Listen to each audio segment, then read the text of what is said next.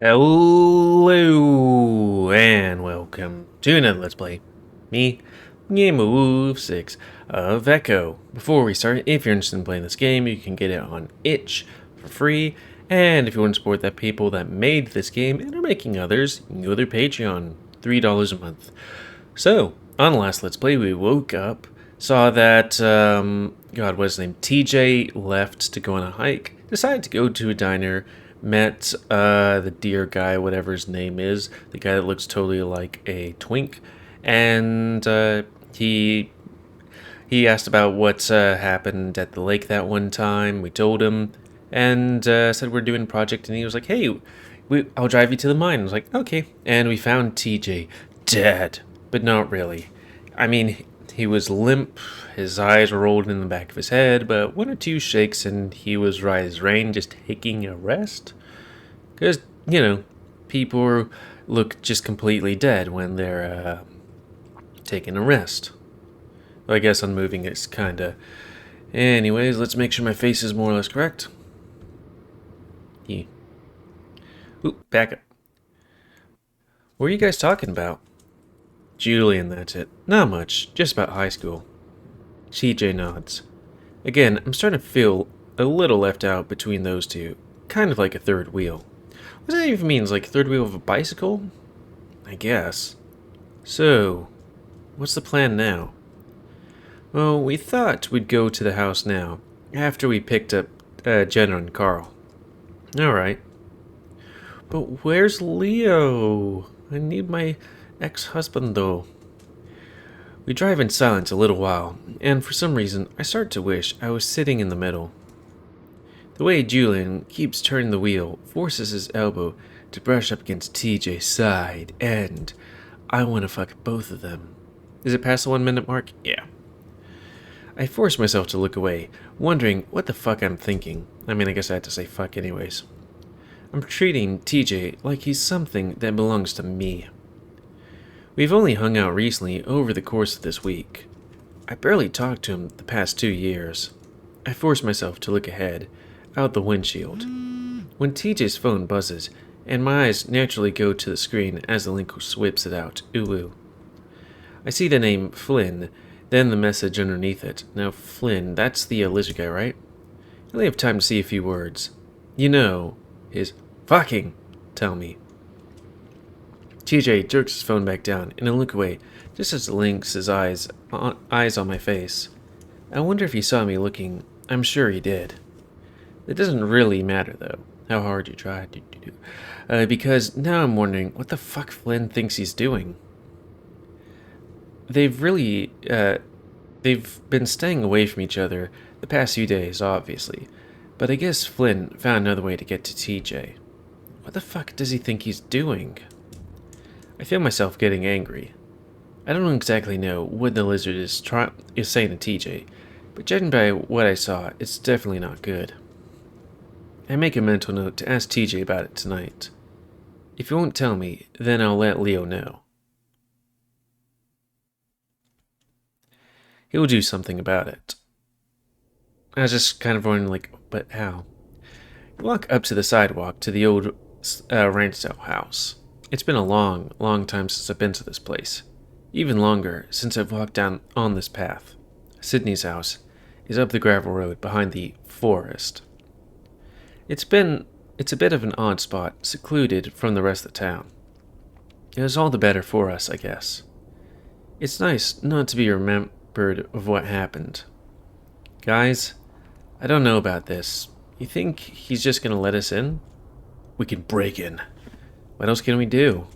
Maybe Sydney didn't mean his room? Where else would he sleep? I was thinking in a grave, But I guess somebody might bring that up. If they were, I don't know. I mean, he'd nap in random places, if I remember, right? Like, he slept on my couch, even.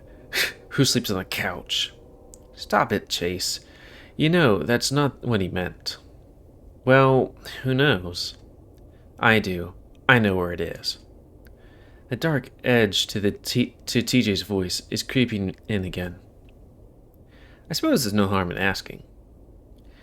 You can't deny it's a little weird for 5 young adults to just show up on your doorstep asking to be let in. I don't know, would you trust Utes? Teenagers, even?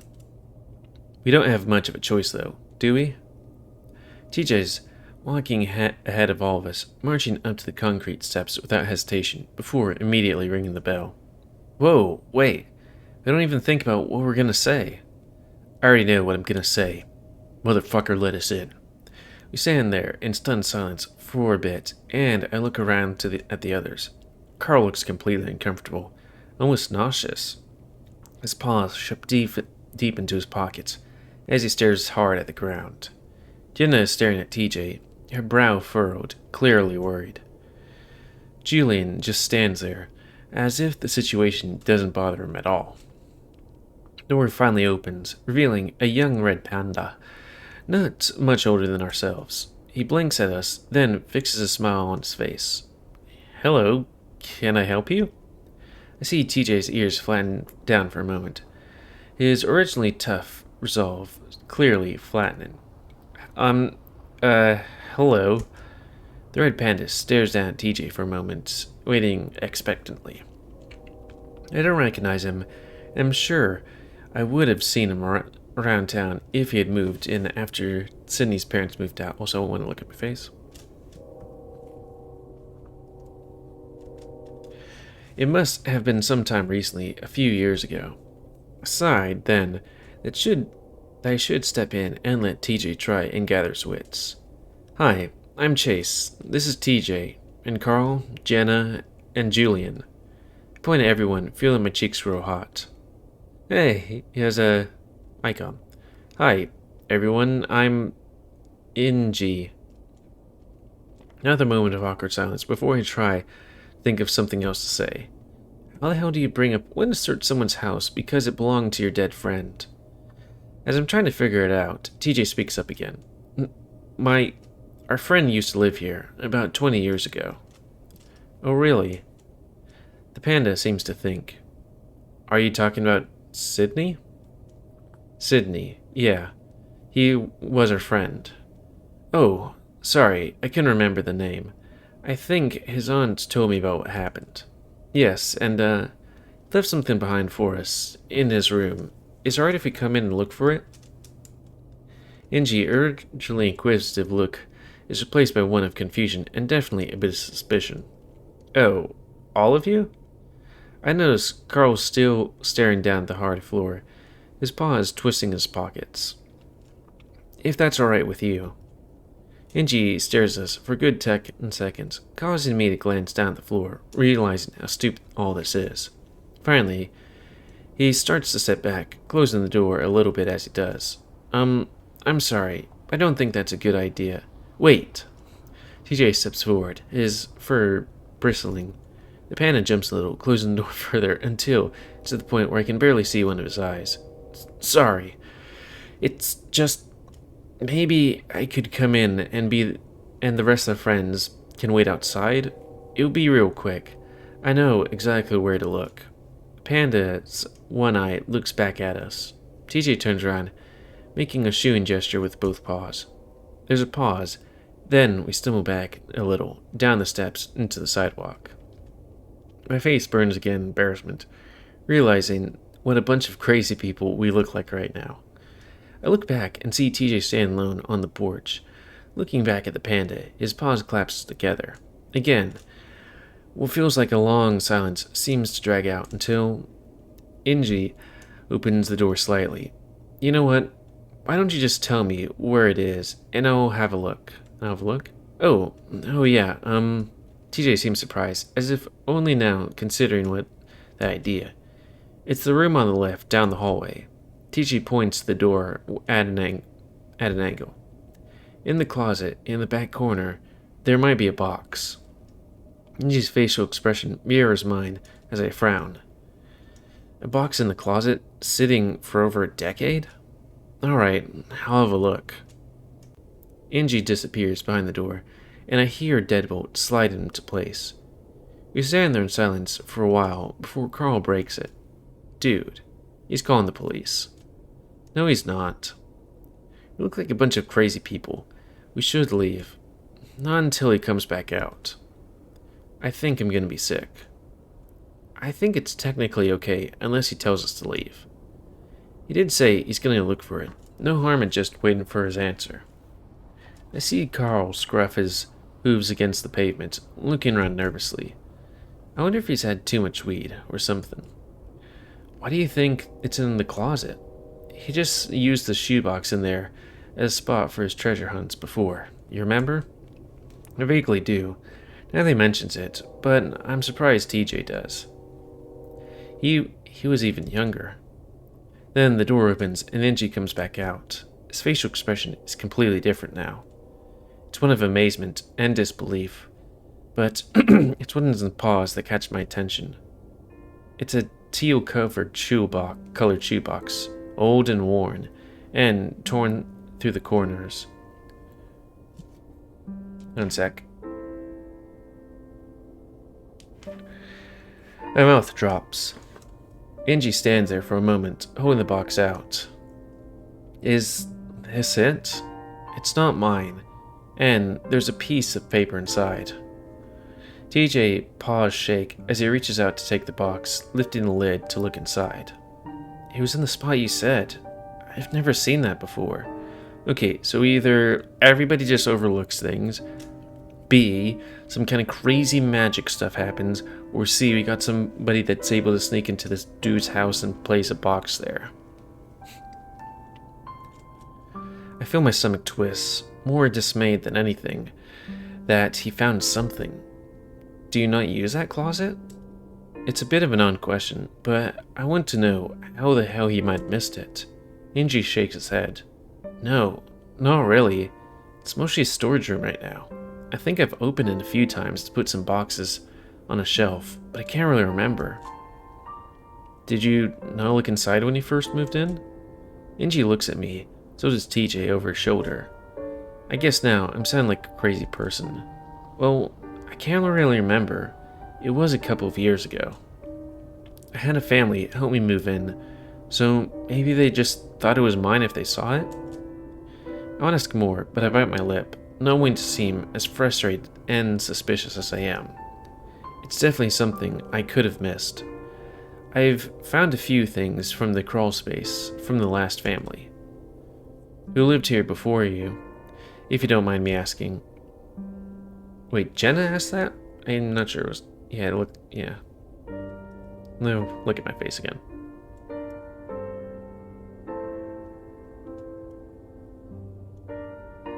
Trying to do that facial thing is kind of hard. Ren'Py leans against the doorway, his arms folded, looking a lot more relaxed now. It was the family you're talking about, I think? The Bransons? Yes. He is still looking down the box, having not taken out the note. Yep, the woman who lived here moved out right after it happened, but then her sister moved in. She told me about what happened when I bought the place. Ren'Py looks down at the box, and TJ's still holding. Do you know what he left you? How did you know where to find it? It's an old scavenger hunt that we found. It told us to come here. Like, something he left behind? Yeah. Wow. Well, I'm sorry about what happened to your friend. You must have been children at the time. You know, children at the time? No one says anything, so I nod at him. I'm sorry. Also sorry for being so suspicious when you guys showed up. I thought I caught someone trying to break in a few days back.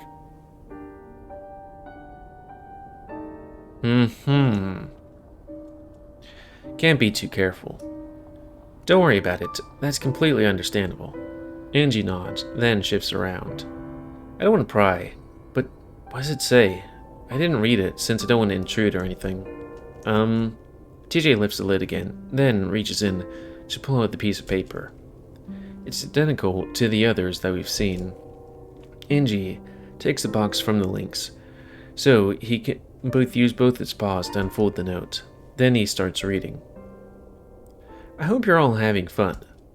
Soon you'll know what Chase has done. Figure it out. It's a piece of cake. If you can't, look by Carl's drawing at the lake. It goes quiet for a while. The only sound is the wind rustling through the trees. Then I hear a gagging sound and look back just in time to see Carl hurling into some bushes. Gee, strangely calm as we sit in the motel room. Boy, I would hate to. Hopefully that just washes away. It's been about half an hour since we found the last notes. After Carl lost his lunch in the bushes, Julian drove him back home, and we had to put the scavenger hunt on hold. TJ wants us all to be there for it. Julian is still with us, and I keep wondering when the hell he was going to go home. Though I also kind of wonder if the main character might have done something, because it kind of feels like the main character might have done something somehow. I don't know how. Or that, in the past, or that, the main character's sleeplessness and walking aroundness, and, general sense of mental instability. Julian, go home. He just joined our little group today, and TJ acts like he needs to be part of it for some reason. He barely even knew Sydney, but that doesn't really matter. The whole thing is so ridiculous. It's so obvious that Sydney had nothing to do with this scavenger hunt. Someone's planning these damn notes, and they have it out for me. I sit with my back against the headboard of the bed, staring at my legs as TJ tries to defend this whole thing. If it's really bothering you, Chase, then you don't have to come. I bristle a bit. You're insisting everyone else go? Why not me? I force myself not to look over at Julian. I do want you to come, but you're so angry. I've never seen you like this. Oh, I have. We all have. Chase is just acting like his old self now. Jenna sits in the corner on her laptop as usual, smirking. Pisses me the fuck off. Listen, whoever's writing these has it out for me. Look at what the last one said. Sydney wrote them, and he was always kind of teased you. It was just like him. I go quiet, looking away with a glare. What do you think the clues are implying about you, Chase? I think for a moment, but it's hard with all the anger that keeps threatening to bubble to the surface. I don't know. I just don't like the sound of it, and honestly, I try to think of the right way to word it, what I'm going to say. If you respect me, you'd see that and stop this stupid hunt.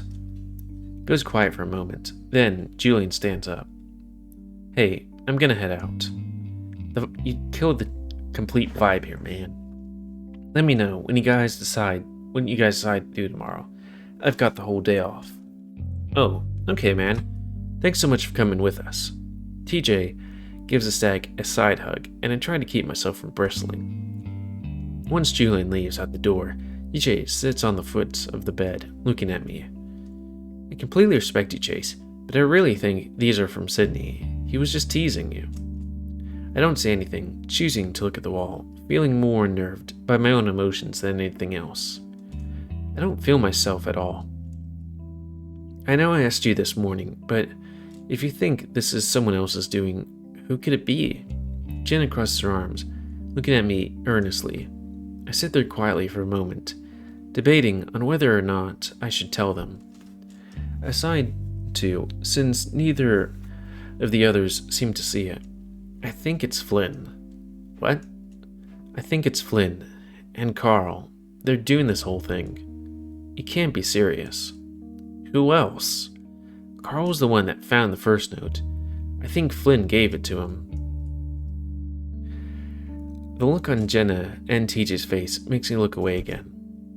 Am I going crazy? Chase, that's crazy, I know, but you saw how Carl was acting today, how nervous he was. He even threw up.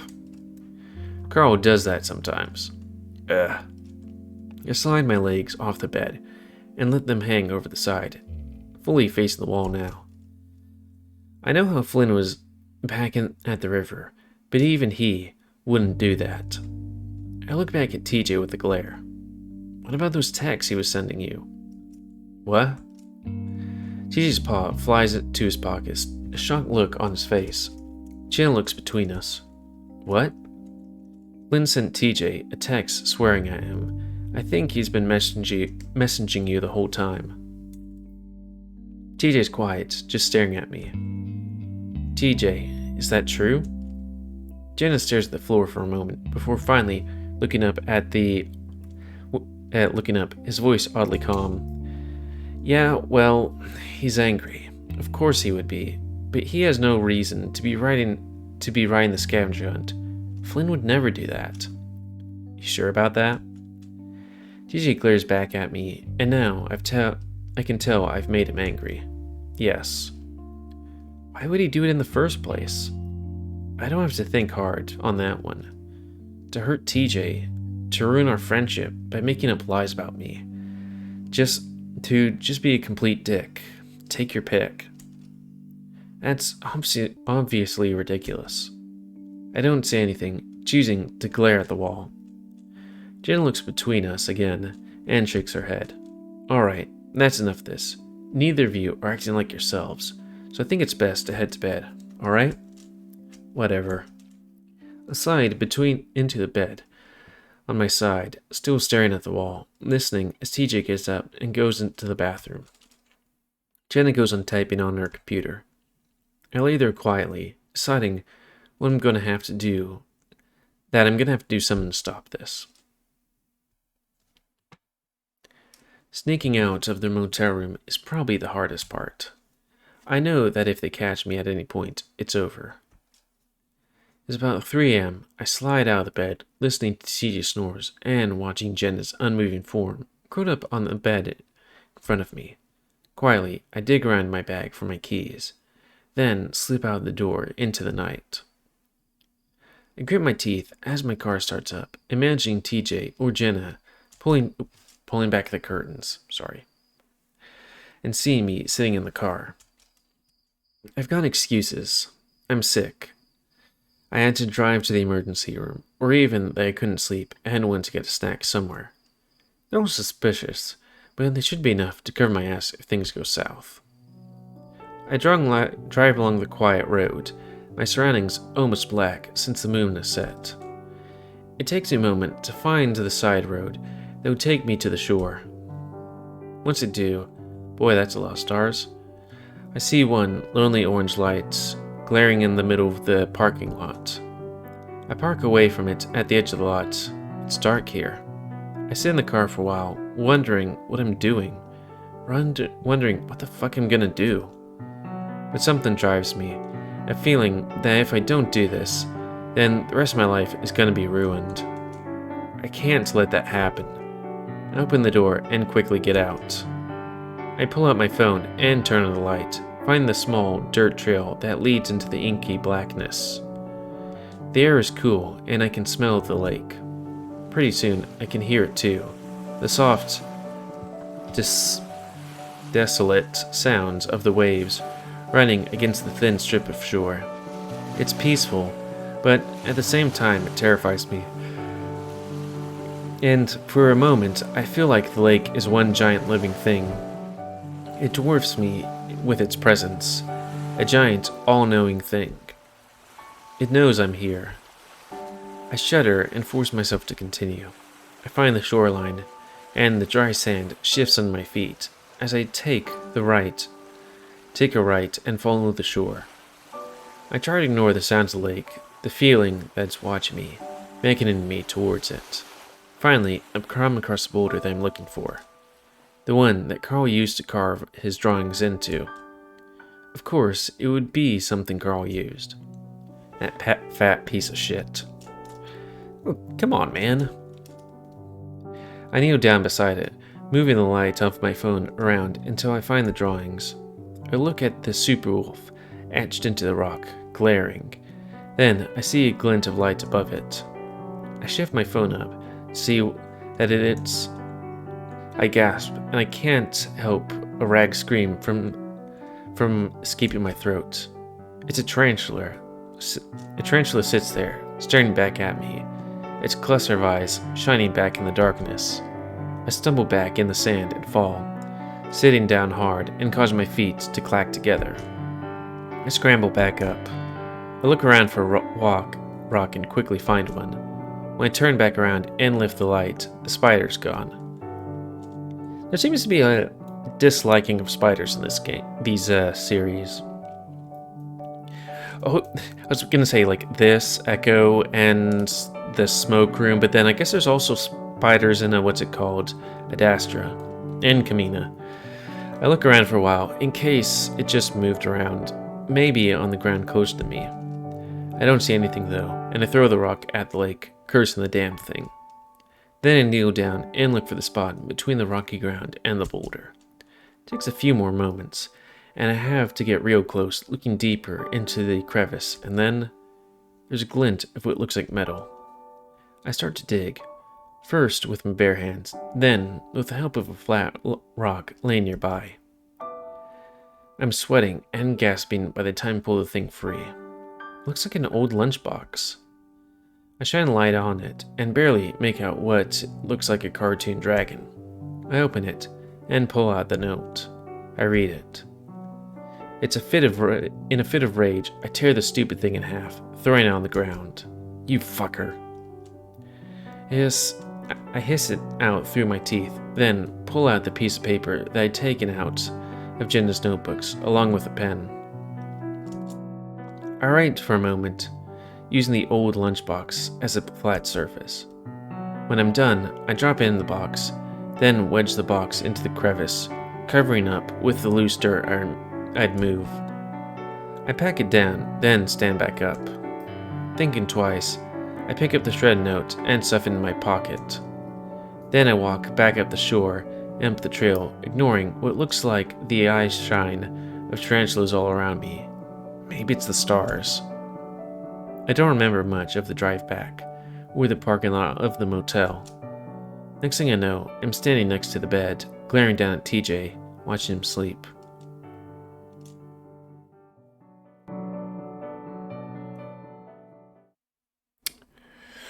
Well, with that, I think it's a good time to call it. With being it's Saturday. So anyways, I did this Let's Play.